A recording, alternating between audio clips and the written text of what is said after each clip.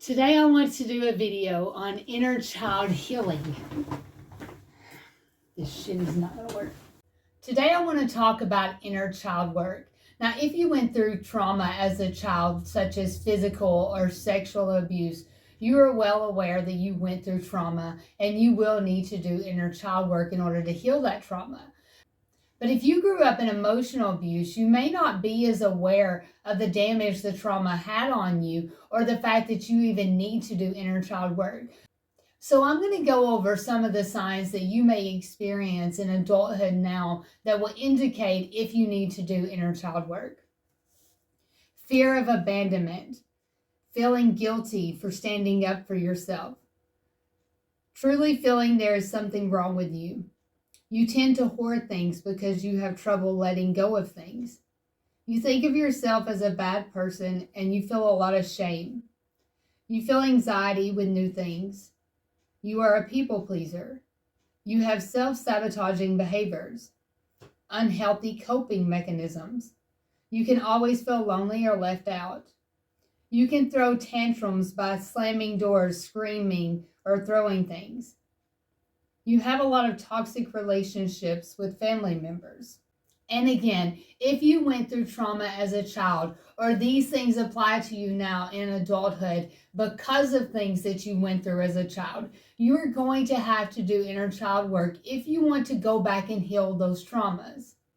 If these things do apply to you and you are ready to do this, I'm about to save you thousands of dollars and years in therapy with the information that I'm going to give you. I spent years in therapy before I figured out how to heal myself and pick myself back up. And no therapist ever taught to me about inner child work. A couple ways you can see this playing out in your life as an adult. Let's say you're 7 years old and you were sexually abused, and the person that sexually abused you had a certain smell, maybe from the perfume or the cologne that they wore. And you then pass someone one day in Walmart that has that same scent, and now you're shaking and you're panicked, or you feel like that small child again that's scared. We go back and heal these inner child wounds so you're no longer hurt by it or triggered by it or affected by it in any way. So now that you know what inner child wounds are, I'm now going to explain to you how to heal the inner child. Just to save time, I'm going to go ahead and let you know now, most of the things I'm going to tell you to do in this video, they're going to sound insane, which is one of the reasons I've put off doing this video, is because of the vulnerability of it. But there are people out there who are suffering because they need to heal their inner child and they don't know how. So I knew the importance of getting this content out. However, many of these things are going to sound ridiculous, but they are extremely effective. I want to quickly add that although I'm about to give you a few different ways to do inner child work, you will need to do more than one of these to successfully do the inner child work. Okay, so the first thing you're going to want to do is get a picture of yourself before the trauma actually took place in your life. And I want you to take this childhood picture and just take a minute and observe it. Think about the little girl that you're looking at or the little boy that you're looking at. What type of child were you? Were you a quiet child or were you an outgoing child? And really just focus on who you were back then. After you've spent a moment with this picture of yourself, I then want you to write a letter. And you'll start off this letter with things like, I remember how playful you used to be and excited you used to get over new things, or anything like that. Just connecting, you're reconnecting with your old self. And then once you've done that and you've written that part of it, you'll then go into, I'm sorry these things happened to you, and you will walk through every bit of the trauma that you went through as a child in this letter. And as you're writing this letter, keep in mind, you are writing this letter to a younger version of you. So once you have written this letter, you're then going to read it out loud to yourself in a mirror. Now, after you've done this first step, the next thing you will do is make a list of everything that you ever needed to be told as a child, such as, I'm proud of you, you're doing a good job, I love you. And then go look yourself in the mirror again and tell yourself those things because you were deprived of that as a child and you needed that. Next, we're going to get back in touch with the innocent version of you. And how do we do that? This is where it starts to sound a little insane. When you're doing this inner child work, and I suggest this to everyone that comes in my office, go back and think about a toy that you enjoyed when you were a child and try to find that toy. For me, growing up, I don't have a lot of memories. Most of my life I've blocked out. However, I do remember I loved Trolls and Tickle Me Elmo. So as I was doing my inner child work, I ordered these things because I knew I was going to be bringing up a lot from the past. I knew it was going to be painful, and these things would bring comfort. And so I strongly suggest doing this as you do inner child work. It truly does give you a sense of peace and comfort. So here are a few of the things that I ordered, and then I found, after looking forever, the original Tickle Me Elmo from when I was younger. I remember fights broke out in the stores over these things. Now, as I was digging up all of the past and the trauma and the pain, I literally slept with these things and held them and comforted myself with them. And now this one right here stays in my storage closet in my office. And the other day I went to my storage closet and opened the door, and she was sitting there, and something told me to pick her up and hold her. And I didn't want to. I didn't have time. I was in a pretty big hurry and running late, and I just had this nagging feeling. So I was like, okay, fine. This must be little Carrie. So I just held it like this, and I truly felt like it was what was needed at the time. And I'm like, okay, that's enough. And I go to put it down, and I still feel like, no, I need more. So I'm like, okay, whatever, sit there, and I hold it again a little bit longer. After that, I was totally fine. I was content. I went on about my day and I had a great day. Now, I don't know what that was all about. The brain will always do things where it doesn't fully make sense, but it's necessary. I've also done inner child birthday parties for people who didn't really get to have party or presents growing up. I've done inner child tea parties. I mean, you name it, we've done it. We've had balloon fights with clients, and because it is so important that when you've been deprived of these things, or you had to grow up too early, you were cheated out of a childhood, that you go back and heal this little version of you. Now, this last one I'm going to suggest that you do. I don't recommend doing it unless you are under the care of a therapist or it is trauma that you are not triggered by.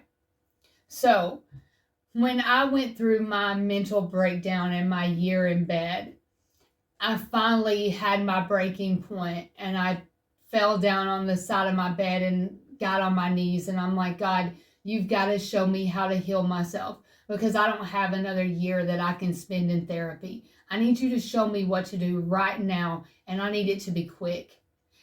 But when I got up, I instantly knew how to heal myself. If you've watched my previous videos, you've heard me mention that your brain is in a low brainwave frequency from birth to age 7, which is a hypnosis state called theta. At theta, the subconscious doesn't know the difference between real or make-believe. So while you can't take back the things that you went through, you can drop yourself down to theta, and you can change the narrative of the effect that it had on you. Now, the way you do this, and I suggest putting on Christian instrumental music, praise and worship, something uplifting, high vibrational that you don't necessarily know the words to, because you don't want to get distracted and be singing these words in your head.